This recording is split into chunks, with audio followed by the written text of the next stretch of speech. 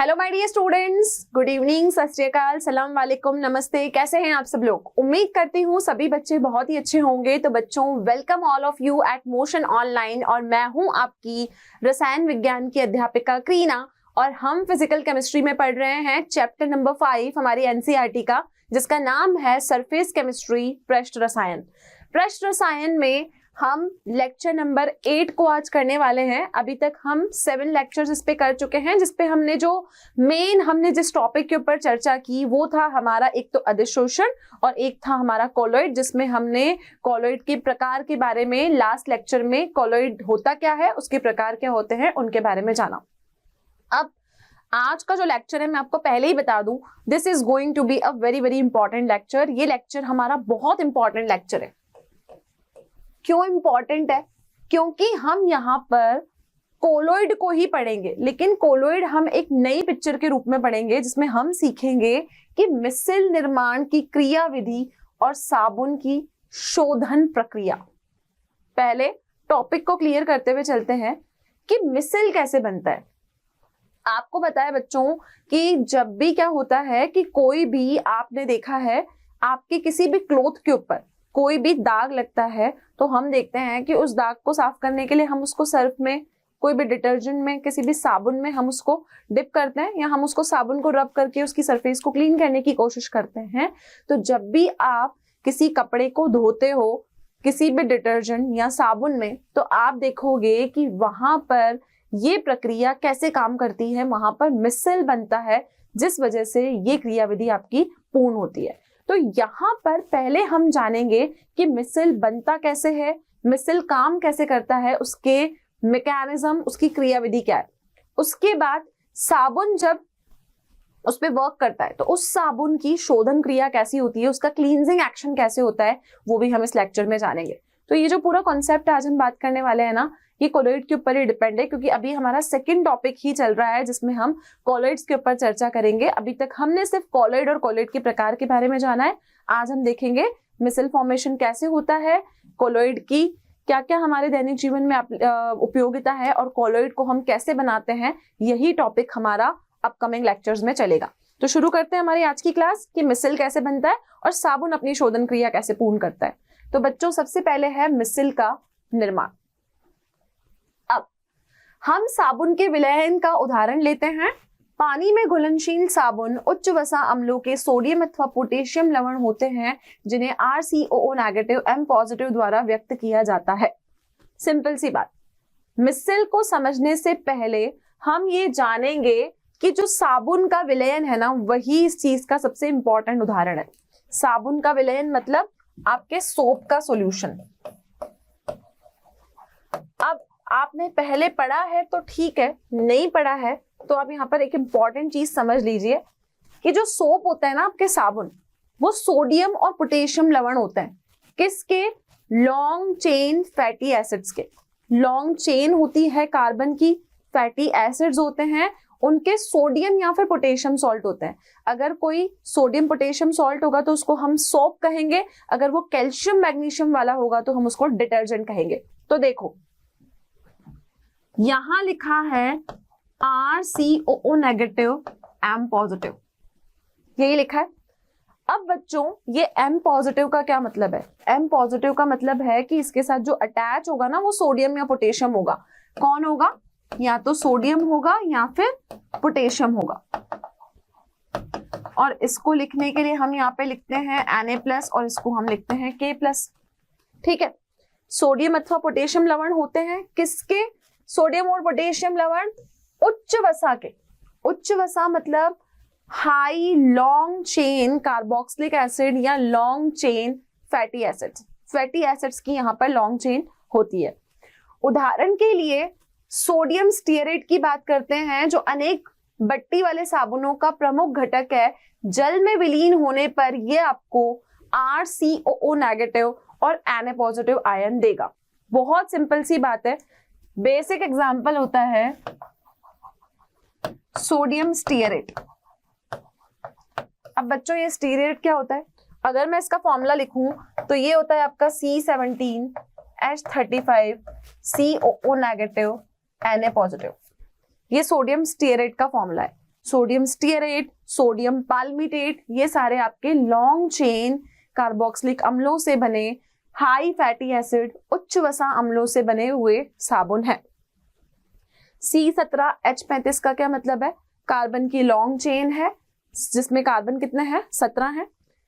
Stearate, sodium stearate है तो COO negative Na+ लगाया मैंने। अगर पोटेशियम होता तो मैं यहाँ पर K+ लगाती।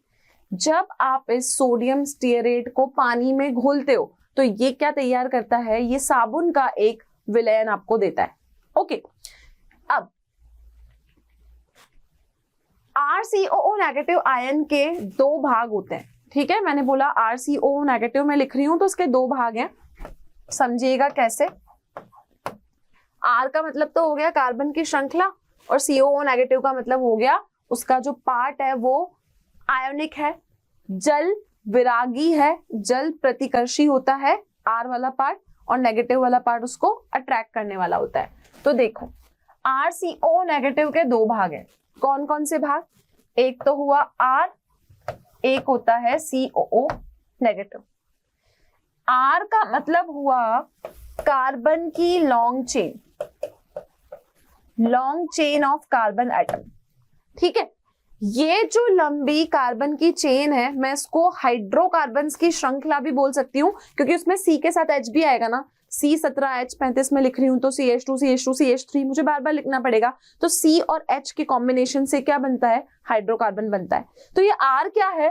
कार्बन की लॉन्ग चेन है, या हम बोलेंगे ये हमारी हाइड्रोकार्बन की क्या है? ये हाइड्रोकार्बन की श्रृंखला है। ओके, अब ये तो हो गई आपकी हाइड्रोकार्बन की श्रृंखला, और ये COO नेगेटिव, नेगेटिव चार्जेस का मतलब ये हो गया आपका इस कार्बोक्सिलिक चेन का आयोनिक पार्ट। इसको मैं क्या बोलूंगी? ये हुआ हमारा आयोनिक पार्ट, आयोनिक शीर्ष।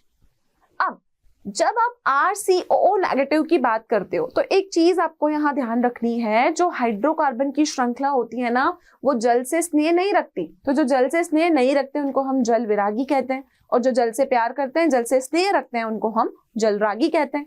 तो यहां पर बच्चों आप क्या देखोगे कि ये जो R है ये जल से दूर भागेगा, तो ये क्या हुआ? R जल विरागी, ठीक है। और ये जो COO नेगेटिव है ना ये जल से स्नेह करेगा, तो इसको मैं बोलूंगी जल रागी, ठीक है। अब R वाला जो पार्ट आपको देखने को मिल रहा है ये कैसे दिख रहा है? इसमें आप देखोगे कि कोई भी आयोनिक पार्ट नहीं है, तो ये आपका अध्रुवीय प्रच्छ है। क्या है ये? अध्रुवीय प्रच्छ। और ये COO नेगेटिव वाला पार्ट है, ये आपका है ध्रुवीय शीर्ष। इसको हम क्या बोलेंगे? ये हुआ हमारा ध्रुवीय शीर्ष। तो ये जब हम किसी भी सोप का फॉर्मूला लिखते हैं RCOO नेगेटिव, तो ये उसका डिस्क्रिप्शन हुआ कि R जो होती है वो हाइड्रोकार्बन की चेन होती है, जल से स्नेह नहीं रखती, इसको हम बोलते हैं अध्रुवीय पृष्ठ। और जो COO नेगेटिव पार्ट है वो जल से प्रेम रखता है, जल से स्नेह रखता है, तो उसको हम क्या बोलते हैं? उसको हम बोलते हैं ध्रुवीय शीर्ष। क्लियर है? अध्रुवीय पृष्ठ और ध्रुवीय शीर्ष। तो ये RCOO नेगेटिव का डिस्क्रिप्शन हुआ। अब बच्चों मिसिल जो है वो कैसे बनता है ये हमको समझना है, तो ये समझने के लिए पहले RCOO नेगेटिव को हम डायग्राम की फॉर्म में देखते हैं। मैंने आपको बोला RCOO माइनस Na पॉजिटिव, ठीक है। एग्जाम्पल लेके चल रही हूं मैं C17H35 COO माइनस Na+। क्या नाम बोला था इसका? मैंने बोला था इसका नाम होता है सोडियम स्टीयरेट। क्या नाम होता है? Sodium stearate. ये नॉर्मल सोप है, सब सोप्स के साथ यही मिक्स होता है, ठीक है। अब डायग्राम की फॉर्म में इस चीज को समझने की आप कोशिश कीजिए। यहां पर C17 है और H जो है वो आपके 35 है। गिन लो, 1 2 3 4 5 6 7 8 9 10 11 12 13 14 15 16 और 17। कितने हुए? C17 और उनके साथ जो H लगे हुए हैं वो कितने हैं? 35। तो ये C17 से लेके H35 जो है ये क्या है आपकी? ये आपकी हाइड्रोफिलिक टेल है, हाइड्रोफोबिक टेल है, मतलब ये जल से स्नेह नहीं रखेगी, तो मैं इसको बोलूंगी ये हो गई मेरी जल विरागी प्रच्छ। इसको हम क्या बोलेंगे, इस पार्ट को, इस इतने पार्ट को हमको बोलना पड़ेगा जल विरागी प्रच्छ। ठीक है, जल विरागी प्रच्छ कितना हुआ, C17 से लेके H35 तक। ठीक है, अब उसके साथ देखो सोडियम स्टीयरेट में अटैच क्या है, अटैच है आपका COO नेगेटिव Na पॉजिटिव। ठीक है, COO नेगेटिव Na पॉजिटिव, ये वाला पार्ट CO नेगेटिव। अब ये जो COO नेगेटिव होता है ये जल विरागी नहीं होता है, इस पार्ट को हम बोलते हैं, ये है हमारा जलरागी शीर्ष। तो इधर आएगा आपका जलरागी शीर्ष और उधर आएगा जल विरागी प्रच्छ। इंग्लिश में इसको बोलते हैं हाइड्रोफोबिक टेल और इसको बोलते हैं हाइड्रोफिलिक एंड। ठीक है, जो जल से स्नेह न रखे वो हाइड्रोफोबिक, मतलब उसको पानी से डर लग रहा है, और जो पानी से स्नेह रखे वो हो गया हाइड्रोफिलिक। तो हाइड्रोफोबिक टेल होती है, पूरी पूंछ होती है, और एंड जो होता है जिसपे COO नेगेटिव पार्ट होता है वो होता है जलरागी, जिसको हम बोलते हैं जलरागी पृष्ठ। ये आपका ध्रुवीय होता है और ये वाला पार्ट आपका अध्रुवीय होता है। तो जब भी अपन को किसी को सोडियम स्टीयरेट को बताना होगा तो हम किस रूप में बताएंगे, पहले हम यहाँ पर टेल बनाएंगे C17H35 की, और यहाँ पर सर्कल बना के हम उसका एंड बताएंगे। ये पृष्ठ हो गया जल विरागी, वो पृष्ठ हो गया आपका जलरागी। क्लियर इतनी पिक्चर? चलिए, ये था आपका मिसल निर्माण में हम सीख रहे थे कि कैसे हम डायग्राम के रूप में उसको यहाँ पर बताएंगे। अब बच्चों, जब आप मिसल निर्माण की क्रियाविधि करते हो तो ये क्रियाविधि कैसे काम करती है समझना।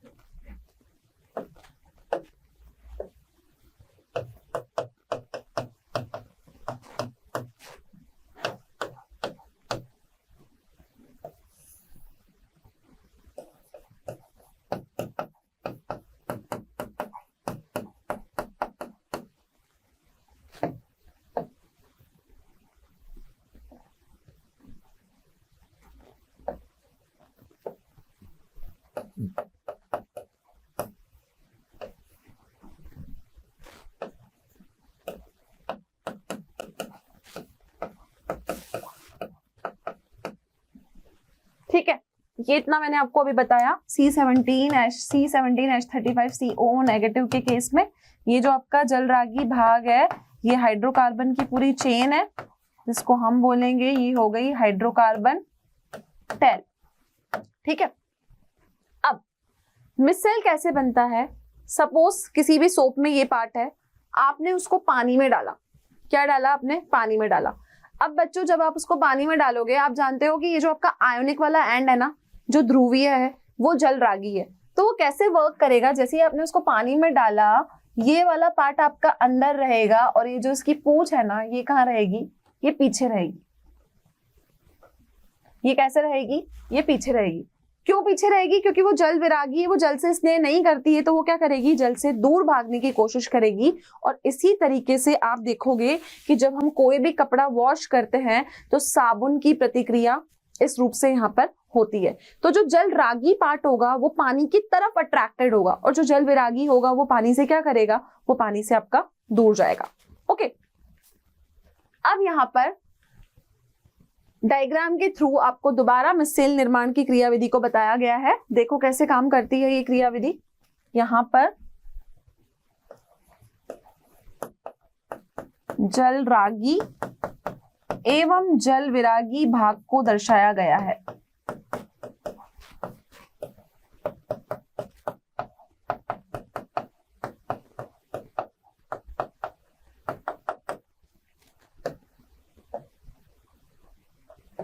देखो, हमने एक कंटेनर लिया, इसके अंदर हमने लिया जल, ठीक है, हमने इसमें सोप डाला, सोप डाला, सोप क्या है, C17H35 COO negative Na positive.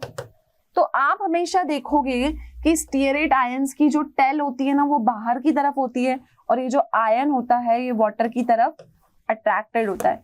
अब ये आयन जो है ये वाटर की तरफ आपका अट्रैक्टेड बच्चों क्यों है, क्योंकि ये कैसा है, ये आपका जल रागी है। और ये पूंछ जो है इसकी, ये टेल इसकी बाहर क्यों है, क्योंकि ये भाग क्या है आपका, ये भाग आपका जल विरागी है। क्लियर? तो इस तरीके से मिसल फॉर्मेशन यहां पर होता है।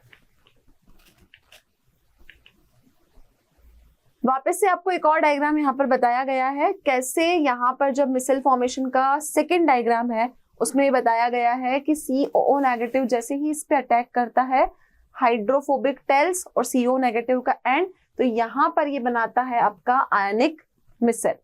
ओके, इस मिसल के बाद क्रांतिका मिसेल सांद्रता पर ऋणायन विलयन के स्थूल में खींच आते हैं और गोलीय आकार में इस प्रकार से एकत्रित हो जाते हैं। इनकी हाइड्रोकार्बन श्रृंखलाएं गोले के केंद्र की ओर इंगित होती है तथा CO नेगेटिव भाग गोले के पृष्ठ पर रहता है। इस प्रकार बना पुंज आयनिक मिसेल कहलाता है। अभी मैंने आपको जो डायग्राम दिखाया, इस डायग्राम में आपने क्या देखा, इस डायग्राम में एक पॉइंट पे आके सारी हाइड्रोकार्बन्स की टेल जो है वो कॉन्सेंट्रेट हो गई। COO नेगेटिव भाग आपका वहां रह गया और इस तरीके को हम क्या कहते हैं, अगर ऐसा कुछ हमें देखने को मिलता है तो हम बोलते हैं कि यहाँ पे किसका निर्माण हुआ, आयोनिक मिसेल का निर्माण हुआ। ओके, तो इस प्रकार से आपकी आयोनिक मिसेल जो है वो बनती है। इन मिसेलों में इस प्रकार के 100 तक के आयन हो सकते हैं। इस प्रकार के अपमार्जकों को जैसे sodium lauryl sulphate CH3CH211 SO4 negative में लंबी हाइड्रोकार्बन श्रृंखला सहित ध्रुवीय समूह है, अतः मिसेल बनने की क्रियाविधि साबुनों के समान ही है। क्या बोला बच्चों यहाँ पर, ये जो आपने आयोनिक मिसेल बनाया है इसमें आप कितने तरीके के आयन ले सकते हो, कम से कम 100 आयन्स आप ले सकते हो। जैसे आपने यहाँ पे आयन्स लिए हैं तो 100 आयन्स यहाँ पर हो सकते हैं। जैसे हमने बात की कि मिसेल बना C17H35 COO negative Na positive में, ये किसका मिसेल था, सोप का मिसेल था। लेकिन अगर आपको बनाना है सोडियम लोरियल सल्फेट, ये आपका अपमार्जक है, डिटर्जेंट है, ठीक है, तो इसका फॉर्मूला क्या होता है, इसका फॉर्मूला होता है CH3CH211 SO3 negative Na positive. इसमें लोरियल सल्फेट का मतलब यहाँ पर SO3 नेगेटिव आयन आएगा। अब अगर आप इसका मिसेल फॉर्मेशन देखोगे अपमार्जक का, डिटर्जेंट का, तो उसकी क्रियाविधि भी कैसी होगी, जैसे साबुन में बना है कि आपका हाइड्रोकार्बन की टेल बाहर रहती है, आयन अंदर रहता है। जब मिसेल बनता है तो पूरे ही एक सर्कल में कॉन्सेंट्रेट हो जाते हैं और COO नेगेटिव आपका बाहर रह जाता है। तो अपमार्जकों के लिए भी क्रियाविधि वैसे ही काम करती है जैसा आपने देखा साबुन के केस में काम करती है। क्लियर है इतना? चलिए